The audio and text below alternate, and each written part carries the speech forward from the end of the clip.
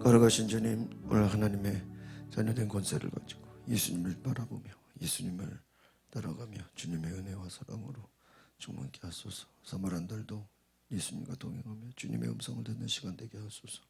예수님의 이름으로 기도하옵나이다. 아멘. 오늘 누가복음 20장 1절에서 8절의 말씀은 권세에 대한 불신 그리고 간사한 답변에 대해서 말씀하고 있습니다. 오늘 권세의 출처에 대해서, 예수님은 하나님 아들의 권세를 가지고 사역하는데 대제사장들, 율법학자들, 장로들은 이것을 인정하지 않았다 하는 거예요. 그러면서 예수님께 도대체 무슨 권세로 이런 일을 하느냐? 예수님이 어떠한 제사장의 직분이나 율법학자나 바리새인도 아닌데 왜 이렇게 활동을 하느냐? 아예 예수님의 지금 자격을 가지고 예수님을 공격하는 것이죠. 그러면서 요한의 세례가 하늘로부터 왔느냐 아니면 사람으로부터 왔느냐, 뭐 어디서 왔느냐. 요한은 선지자잖아요. 하나님이 세우신 사람인데 그 요한을 비유로 얘기하면서 자신의 권세를 하나님에게서 왔음을 말하는 것이죠. 이들은 어떻게 하면 예수님을 죽일까? 어떻게 하면 예수님을 제거할까? 예수의 단점과 약점을 잡을까 하고 생각했던 자들입니다.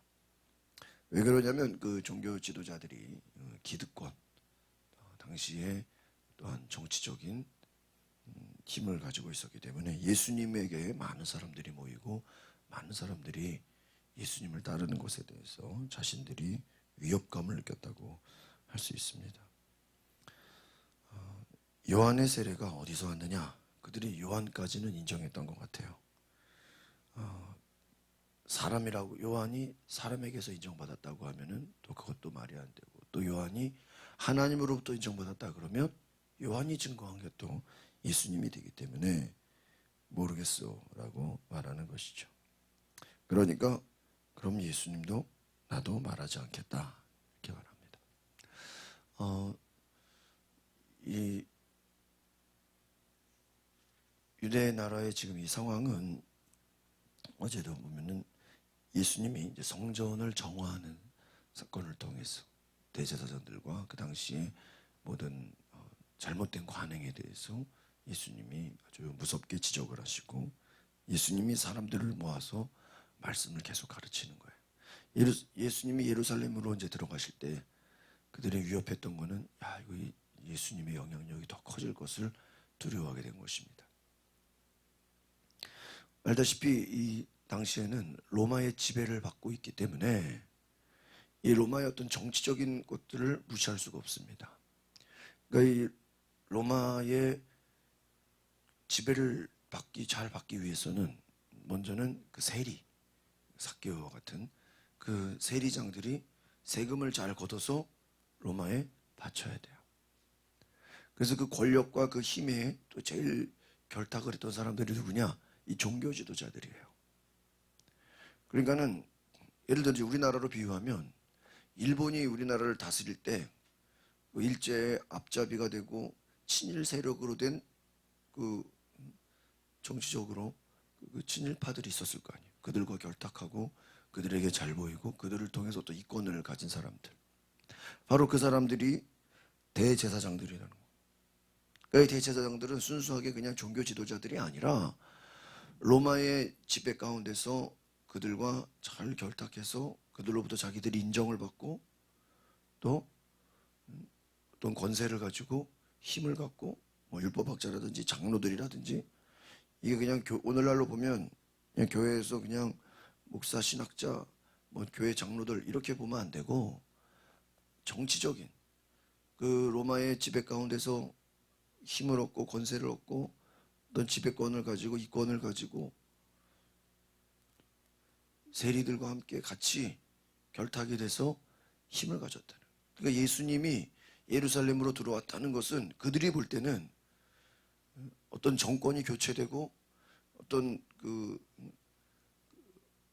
로마에 반하는, 로마로부터 이제 자기들이 독립을 해서 어떤 힘을 갖게 되는, 그럼 자기들의 자리가 다 없어져 버리는 것 같은 오늘날 힘을 가진 사람들로 하여금 예수님이 그들의 자기들을 다 빼앗기는 것 같은 그러한 위협감을 갖고 지금 예수님을 보는 거예요. 그러니까 대제사장들과 율법학자들과 장로들은 예수님을, 뭐 개중에는 예수님을 믿고 영접하는 사람도 있었겠지만 어떠한 정치적인 입지로 보면 예수님을 방어할 수가 없는 거예요.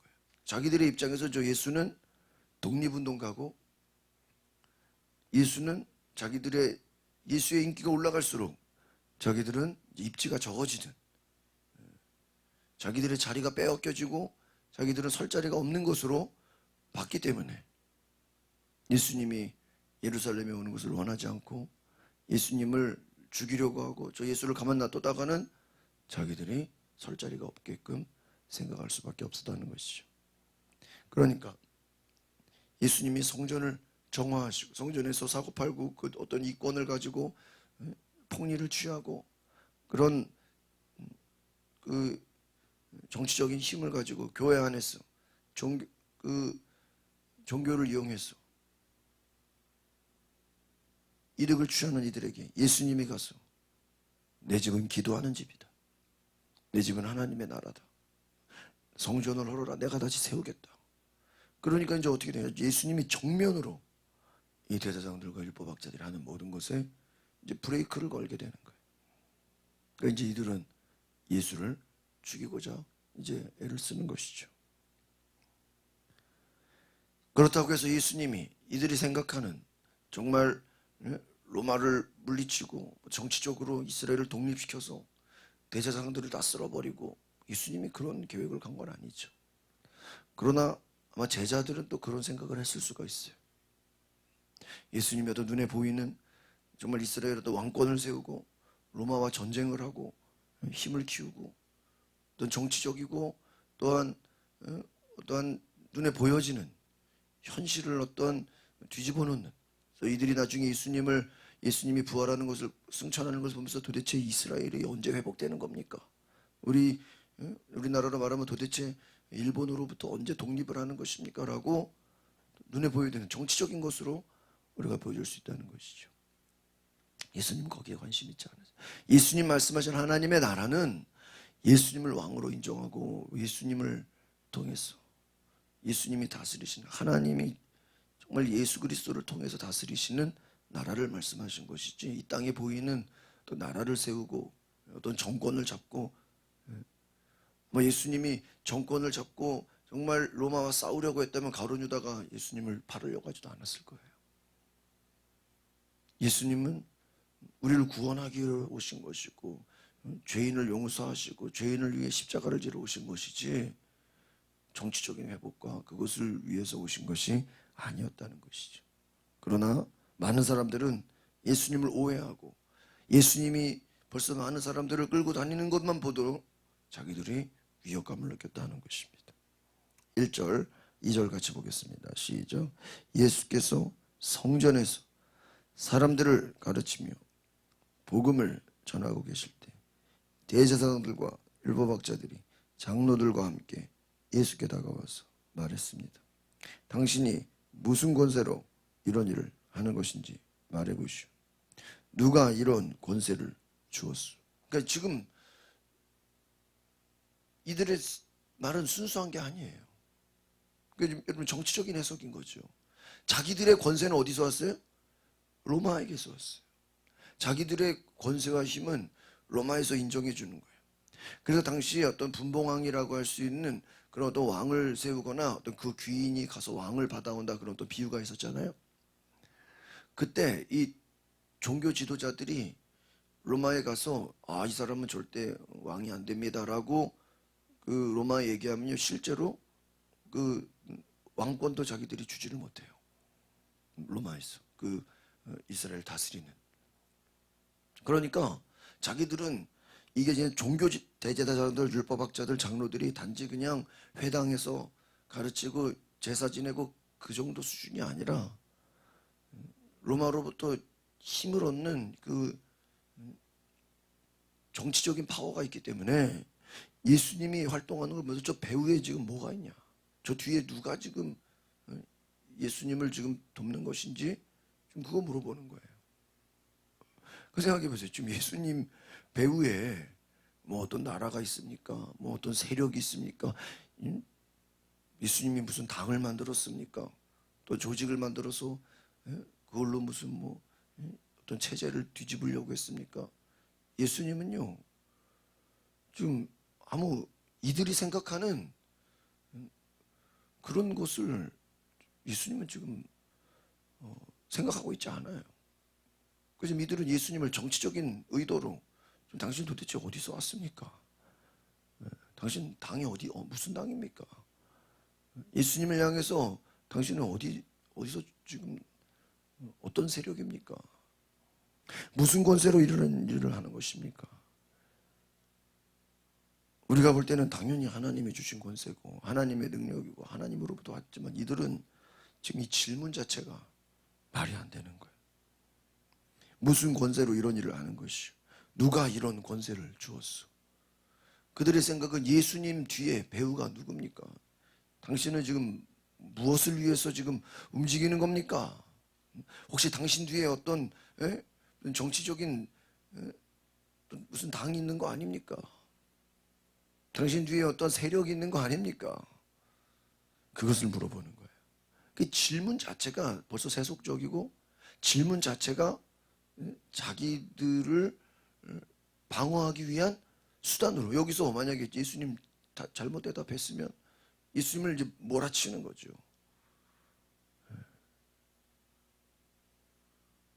아무나 잡아서 너 지금 배우가 누구냐? 누가 시켰냐? 지금 주님 어이가 없는 거예요. 그만큼 이들은 이 아주 종교적으로 정치적으로 인정한 이권으로 예수님을 공격했다는 것이죠.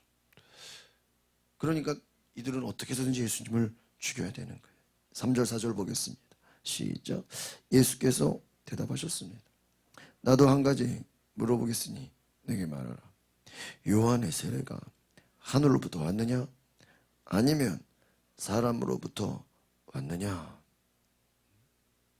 아마 예수님은 하나님의 나라 아버지께서 나를 보내셨다. 그게 정답이겠죠. 그러나 그렇게 말하지 않으셨어요. 요한의 세례가 어디서 왔느냐? 오히려 예수님의 이 말씀은 저들이 질문을 할 때 똑같이 질문을 받아쳐요. 질문으로. 누가 이런 권세를 주었냐? 그럼 오히려 예수님은 요한의 세례가 어디서 왔느냐? 그들에게 대답하게 하는. 그들로 하여금 뭐라 말할 수가 없게끔 주님도 똑같이 말하는 것이죠. 요한의 세례가 하늘로부터 왔느냐? 사람부터 왔느냐? 5절 6절 보겠습니다. 시작. 그들은 서로 의논하며 말했습니다. 만약 우리가 하늘로부터 왔다고 하면 예수가 그러면 왜 그를 믿지 않았느냐고 할 것이고 사람으로부터 왔다고 하면 요한을 예언자로 믿는 모든 백성들이 우리에게 돌을 던질 것이다. 그렇죠. 똑같은 거예요. 야, 이거 큰일 났네. 이거 만약에 요한을 우리가 영적으로 요한을 인정해주는 꼴이 되면 요한이 증거하는 예수 또 그를 당연히 믿어야 되는 것이고 사람으로부터 왔다고 하면 이것을 또 인정하지 않는 꼴이 되기 때문에 또 자기들이 비난을 받을 것이다. 똑같은 것이죠. 예수님이 지금 뭐 이들에게 내가 아버지로부터 왔다. 하늘에서 왔다. 하나님에게서 왔다고 해서 그럼 그것을 믿고 알겠습니다. 예수님을 우리가 인정해서 좀 그런 수준이 아니잖아요. 이들은 말꼬리를 잡고 예수님으로 하여금 어떠한 흠을 잡아서 거짓 증인을 세워서 예수님을 공격할 의도로 예수를 죽이려는 의도로 지금 물어보는 거예요. 얼마나 예수님이 힘드셨겠습니까? 예수님이 질문으로 받죠. 하늘에서부터 왔다고 사람으로부터 왔느냐? 이들이 대답할 수 없는 거예요. 7절 8절 같이 보겠습니다. 시작. 그래서 그들은 대답했습니다. 어디로부터 왔는지 우리는 모르겠어. 예수께서 대답하셨습니다. 그렇다면 나도 무슨 권세로 이런 일을 하는지 너희에게 말하지 않겠다. 참, 이들이 모르겠다고 하니까 니들이 모르냐? 그러면 나도 말하지 않겠다. 악한 자들에게, 믿음이 없는 자들에게, 인정하지 않는 자들에게, 그들에게는 말하지도 않았다는. 왜 그렇죠? 말했다고 이들이 믿고 인정하고 그런 것이 아니에요. 그렇다고 그들이 예수님을 인정하고 예수님을 영접하고 그러지 않습니다. 오히려 말꼬리를 잡아서 어떤 사람을 공격할 때 그 사람의 어떤 말실수 한 부분만 딱 잡아가지고 야, 이 사람이 이렇게 말했대. 공격하려고 하는 것처럼 지금 똑같은 거예요. 오늘 생각해보세요. 여러분, 예수님은 이들의 의도를 알고 이들이 예수님을 공격하고 죽이려는 의도를 알지만 예수님은 굴하지 않고 예수님은 거기에 피하지 않고 정면으로 오히려 말을 하십니다. 그러나 또 책잡힐 말을 하지 않도록 또 조심하시는 것을 보게 돼요. 그러니까 예수님의 이 지혜가 참 놀라운 것이죠. 놀라운 것이죠. 예수님의 말씀, 예수님의 지혜, 그 예수님의 권세를 우리가 배울 수 있는 은혜가 있기를 바랍니다. 그래서 주님의 지혜를 우리에게 주시옵소서. 잘 대어 처하게 하시고 핍박자들, 박해자들을 향해서 예수님은 거기에 끌려가지 않고 거기에 뭐 문제거리 만들지 않도록 주님은 이제부터 이제 예수님은 십자가 지는 그 순간까지 이제는 침묵 모드로 바뀝니다. 말씀은 정확하게 하시지만 예수님 십자가 지실 때 막 와서 누가 엉뚱한 소리하고 이 소리 저 소리 할 때 주님은 대답하지 않아요. 빌라도가 와서 예수님 막 엉뚱한 질문할 때 주님 대답하지 않습니다. 이때부터 주님은 굉장히 조심하십니다. 오늘 저와 여러분이 우리가 말을 통해서 내가 뭘 잘해서 그걸로 되는 게 아닙니다. 권세는 내가 말한다고 그게 권세가 아니에요. 하나님이 인정하시고 하나님이 세우시고 하나님이 역사하시는 그 권세를 경험하시길 바랍니다. 권세는 내가 말했다고 해서 하는 게 하나님이 주시는 권세죠. 하나님이 주시는, 하나님이 인정하시는 것이죠. 사람들이 그거를 뭐 인정하면은 권세고 그거를 인정하지 않으면 권세가 아닙니까? 여러분, 마귀가 예수님을 시험하러 왔을 때 네가 하나님의 아들이거든 이렇게 해라. 네가 하나님의 아들이면 이렇게 해라. 아니, 그거 시키는 대로 안 하면 하나님의 아들이 아닌가요? 아니잖아요. 마귀가 시키는 대로, 여러분, 예수님이 고향에 갔을 때 그 고향 사람들이 예수님을 향해서 야, 너 기적을 보여라. 기적을 보여라. 아니, 기적을 보이랜다고 기적을 보여야 하나님의 아들인가요? 아니잖아요. 이들이 물어본다고 거기에 꼭 답해야 하나님 하늘에서 온 건가요? 아니잖아요. 우리도 마찬가지예요. 사람들이 나를 어떻게 바라보는가, 사람들이 나를 인정해 주는가, 인정해 주지 않는가, 거기에 신경 쓸 필요가 없어요. 사람에게 인정받으려고 할 필요가 없어요. 그들이 인정해 주지 않는다고 내 존재가 바뀌는 게 아니에요. 예수님의 권세가 제사장들에게 인정받아야 되는 것 아니잖아요. 그럴수록 오히려 그들은 더 공격하잖아요. 여러분, 권세는 하나님에게서 온 것이고 하나님이 주신 것이지 사람들이 인정해주고 사람들이 세운다고, 사람들이 나를 어떻게 본다고, 그게 권세가 아닙니다. 오늘 하나님이 주시는 권세, 예수님의 권세, 이것은 영적으로 성령께서 주시고 하나님께서 인정하시는 이 놀라운 영적인 권세를 우리가 깨닫고 우리에게 그 예수님의 권세를 경험하는 은혜가 있기를 바랍니다. 기도하겠습니다. 거룩하신 주님, 예수님의 권세는 하나님이 택하셨고 하나님이 보내셨고 하나님의 아들이기 때문에, 예수님은 하나님이기 때문에 당연한 권세가 있고 당연한 능력이 있고 당연한 힘과 능력이 있는데 그들은 예수님을 알지 못하고 예수를 죽이려고 하고 예수님을 인정하지 않고 예수님께 와서 찾아와서 예수님을 공격하려고 합니다. 오늘 주여, 우리가 깨어있게 하시고 주님이 주시는 권세를 우리도 믿음으로 취하게 하시고, 세상에서는 대적하고 악한 마귀는 주님의 일을 무너뜨리고 공격할지라도 우리가 그것에 두려워하지 말고, 우리가 놀리지 말고 주님 주신 권세를 가지고 믿음으로 담대히 나아가게 하옵소서. 예수 그리스도 이름으로 기도하옵나이다. 아멘. 우리 시간